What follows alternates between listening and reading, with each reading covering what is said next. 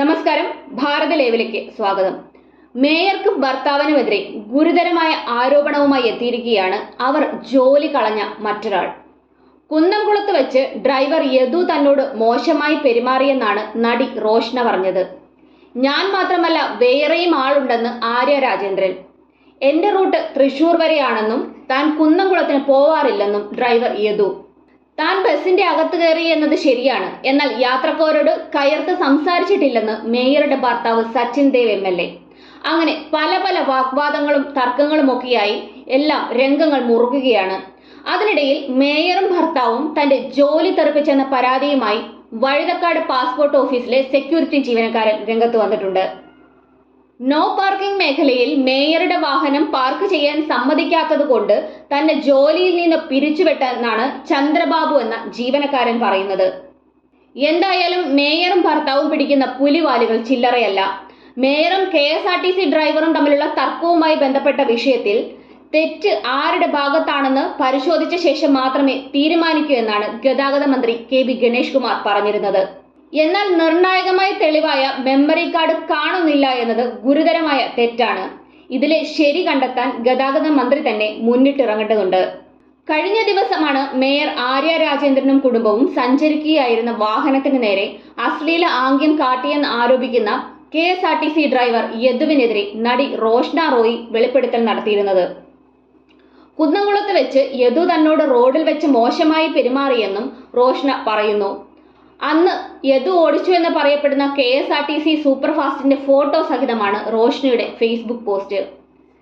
എനിക്കും പറയാനുണ്ട് ചില കാര്യങ്ങൾ എന്ന് പറഞ്ഞാണ് നടി എഴുതി തുടങ്ങിയത്.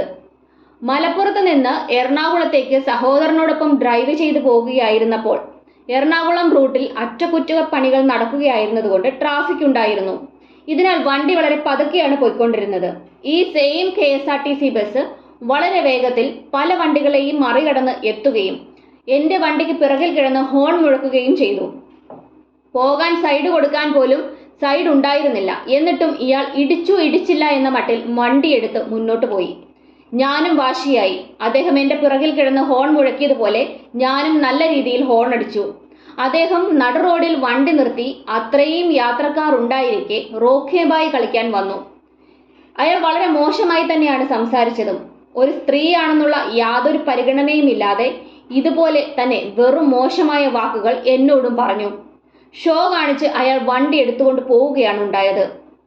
വഴിക്ക് വെച്ച് MVDയെ കണ്ടപ്പോൾ ഞാൻ വണ്ടി സൈഡാക്കി കാര്യങ്ങൾ അദ്ദേഹത്തോട് വിശദമായി പറഞ്ഞു. അകലെ നിന്ന് KSRTC ബസ് വരുന്നുണ്ടായിരുന്നു. ഞാൻ പോലീസുകാരനോട് സംസാരിക്കുന്നത് കണ്ടതേ ഈ ഡ്രൈവർ വീണ്ടും വണ്ടി അവിടെ നിർത്തി. അവിടെയും കുറെ നാടകം കളിച്ചു.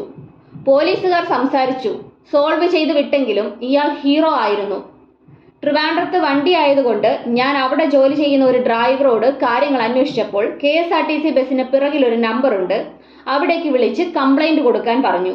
ആ ബസ്സിന്റെ ഫോട്ടോ എടുത്ത് വെച്ചിരുന്നുവെന്നും അത് വെച്ച് നമ്പർ നോക്കിയപ്പോൾ അങ്ങനെ ഒരു നമ്പർ നിലവിലില്ല എന്നുമാണ് കണ്ടിരുന്നത്. ഇയാൾക്കിപ്പോൾ ഇങ്ങനെ ഒരു കേസ് വന്നത് സഹായമായി.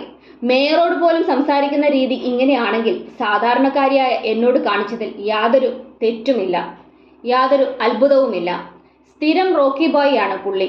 ഇങ്ങനെ KSRTC ഡ്രൈവർ ആയതുകൊണ്ട് യദുവിന് എന്ത് തോന്നിവാസവും കാണിക്കാമെന്ന അഹങ്കാരം തന്നെയാണ്.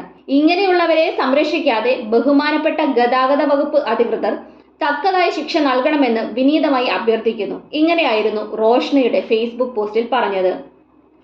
എന്നാൽ അപമര്യാദയായി പെരുമാറിയെന്ന റോഷ്നയുടെ ആരോപണത്തിനെതിരെ കേസ് കൊടുക്കുമെന്നാണ് ഡ്രൈവർ യദു പറയുന്നത്. തനിക്ക് ഇത്തരമൊരു സംഭവം ഓർമ്മയില്ലെന്നും ഇയാൾ പറയുന്നുണ്ട്. സംഭവത്തിൽ ആര്യയ്ക്ക് നേരെ വലിയ സൈബർ ആക്രമണമാണ് ഉണ്ടാകുന്നതെന്നും സ്ത്രീകളെ ഇത്തരത്തിൽ മോശപ്പെടുത്തുന്നവരെ നാട് അംഗീകരിക്കില്ലെന്നും ഒരുപാട് ആക്രമണങ്ങൾ നേരിടേണ്ടി വന്നിട്ടുണ്ട്, അതിലൊന്നും ഭയപ്പെടുന്നില്ലെന്നും ആത്മവിശ്വാസത്തോടെ മുന്നോട്ട് പോകുമെന്നാണ് സച്ചിൻ ദേവ് MLA പറയുന്നതും.